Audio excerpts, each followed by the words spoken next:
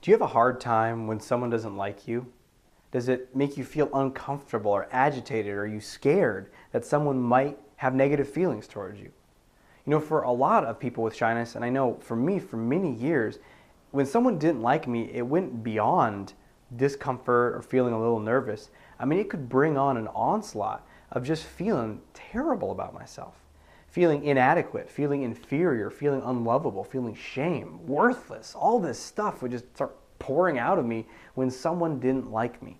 And this could be someone that, I'm not talking like a deep friendship where we've known each other for years and he said, Aziz, I have to give you some deep feedback, and that's that I no longer like you as a person. I'm not talking about that. I'm talking about I'm at the supermarket and I chat with the cashier and they don't give me a very good response. Or I'm driving on the street and someone like honks and gives me an angry gesture. Or I go start a conversation with a woman, when I eventually started doing that, start a conversation with a woman and she doesn't harshly reject me, she just says, nah, no thanks, and somehow demonstrates that she doesn't want to talk to me. Something like that, as simple as that. And I would feel just terrible about myself. I would hate myself. I'd be like, I'm so unlovable. What's wrong with me? I'm just, ugh. And it's just this crushing feeling. And sometimes it would last a couple hours, and sometimes it would last like a couple of days. I remember I used to be scared, like something would happen on a Thursday or Friday, and I'd be like, well, I'm feeling this all weekend. There goes the weekend. And it would last like 3 days of just feeling so low. So if you're experiencing anything like that, then you have to watch this video, because I'm going to share something that's going to help you break free of that. And here's what it is that there's a term from social psychology called your reflected self. Reflected self, like you look in a mirror and there's a reflection, reflected self. And what that means is that when you were a little kid, growing up, the way you saw like how you felt about yourself was the result of what was reflected back to you. So if you're running around, you're smiling, you're all happy, and your parents like, yeah, you're great, then you're like, I guess I'm great, right? If you're running around smiling and your parents like, ugh, God, you annoy me to no end. Why did I have children, right? If you have that kind of response from a parent, or a harsh yelling or telling you to shut up, and I'm not talking about once or twice, but a lot over a period of time, then what happens is your reflected sense of self is, I'm bad. Right? There's something wrong with me, because why would this parent treat me so poorly if if I was lovable? And that's what we all do. We all absorb that as kids. It's a reflected sense of self. So the first thing to reflect on is like, what was it like growing up? One guy I was talking to, he told me, he said, Aziz, for most of my life, it just felt like my dad was annoyed whenever I'd come talk to him. Like he'd be exasperated that I wanted his attention in some way when I was a little kid. So what message did he get from his parent?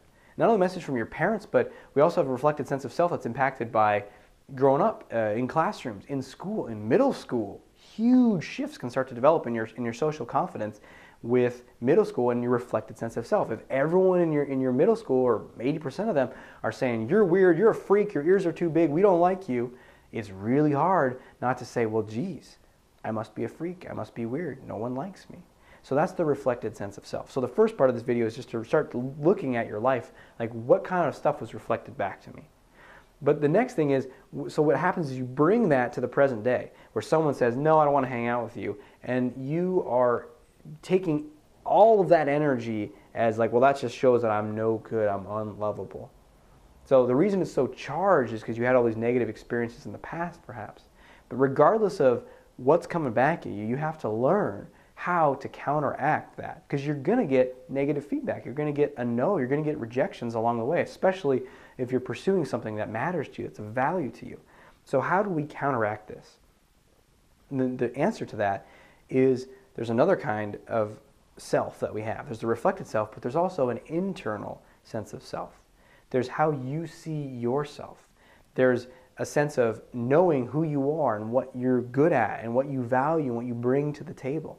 And what's happening is when you're really stuck on how's that person responding to me and they don't like me, what you're doing is you're saying, well, what's coming back at me matters this much. That's the reality. That's truth. And what I think about myself, that matters down here. That doesn't really matter much at all. And there's an imbalance there. What you need to do is you need to shift that so that what you think and feel and know about yourself matters more than what anyone else thinks and feels about you. Now, sometimes people say, well, I don't want to care at all what anyone thinks. I want this to be gone. I was like, well, that's appealing. I know that because I wanted that too.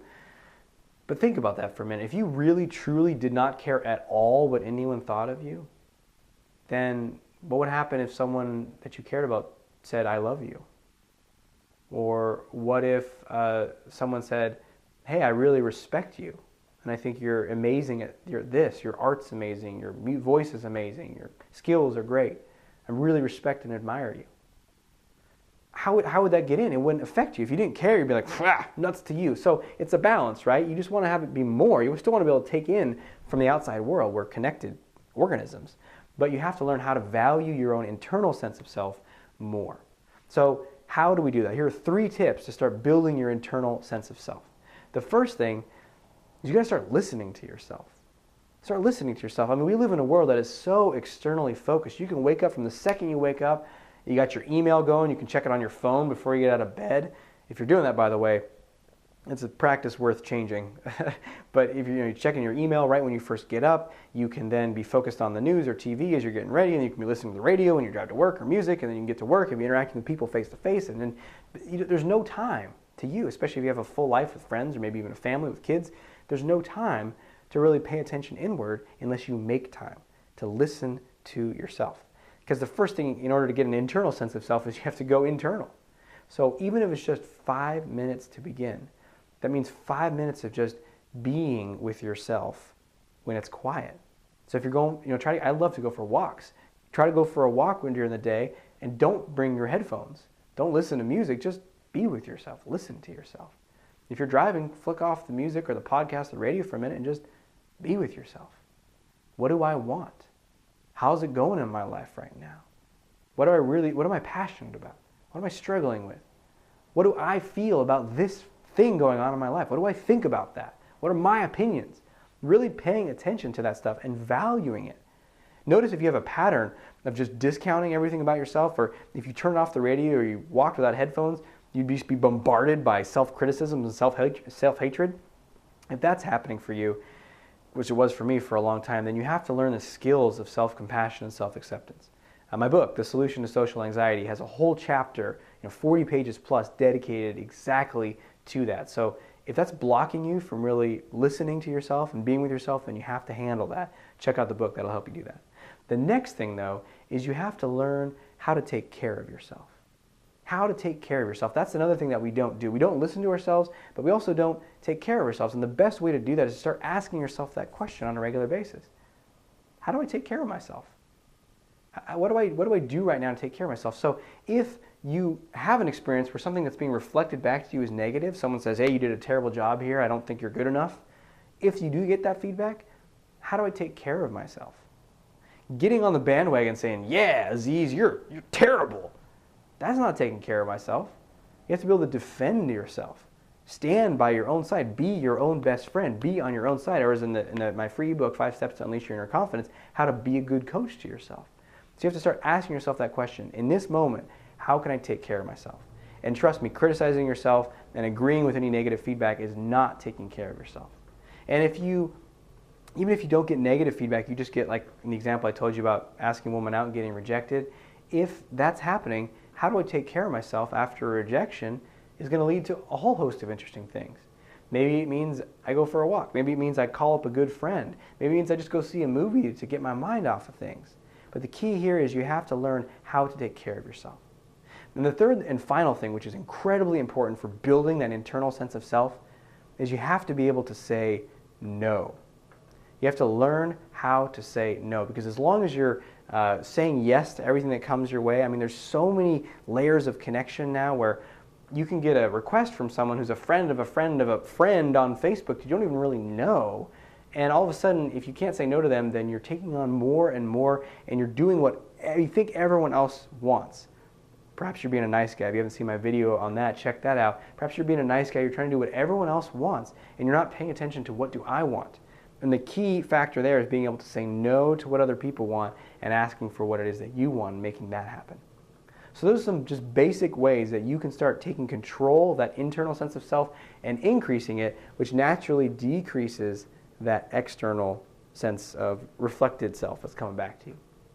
So go ahead and apply these things. Let me know how it goes. I love hearing from people in email and other things just to hear how these techniques and tools are benefiting you, because my hope is that they benefit you as much as they benefited me. And I've gone from a place now where I can say no to people. I do know what I want. I can be in a conversation with someone and have a sense of, this is not what I want. And I can say, hey, you know what? Let's change the subject. Or this doesn't feel like good to me. How about we try this instead? And just being able to be bold and assertive in that way is just one of the many benefits. So I hope this stuff helps you. Please let me know how it's affecting you in your life. And until we speak again, may you have the courage to be who you are.